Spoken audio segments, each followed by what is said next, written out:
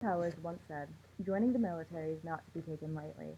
You're putting every part of yourself at risk, not just your body, but your moral and spiritual center." I agree with him wholeheartedly, which is why I don't think military service should be compulsory. Not only does it take a certain person to be able to do it, America as a whole has issues with women being in combat, and it's still a discussion that's happening today.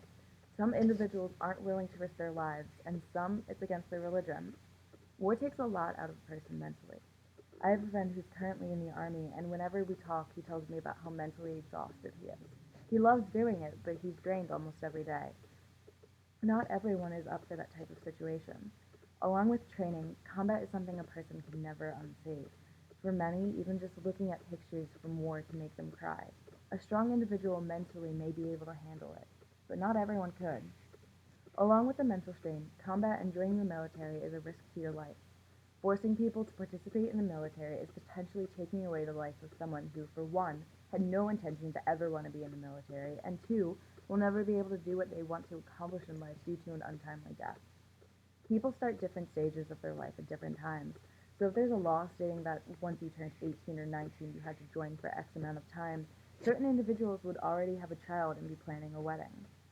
These are people who would have no intention of ever joining, and now they're being forced to.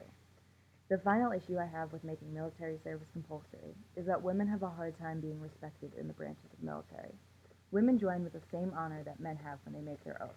They're willing to risk their lives just like men, yet there's a constant argument on whether or not women should be able to be in combat, or if they can achieve different levels just as men can.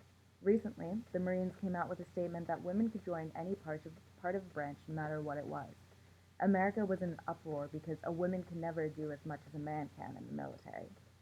Yes, biologically, women are weaker strength-wise than men. That being said, women can make themselves just as strong, if not stronger physically, and push themselves to meet the standards. Not only do people feel that women can't do the same things as men, they're more likely to be sexually assaulted while serving. Many women know that while enlisting, but to force someone to have to worry about that day in and day out isn't fair. No woman who doesn't already accept that as part of wanting to serve should have to be forced to deal with it. With making it compulsory, we would have to make it equal for men and women, and that's something that would not simply be achieved. It takes a strong individual mentally and physically to be able to enlist in the military. I applaud them and thank them for their service because it's not something that everyone is able to do.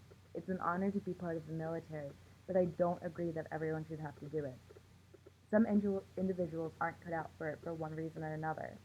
There are too many factors to take into consideration, and America has been divided so much recently about everything that it doesn't need one more thing to add to the list. Military service should be a choice.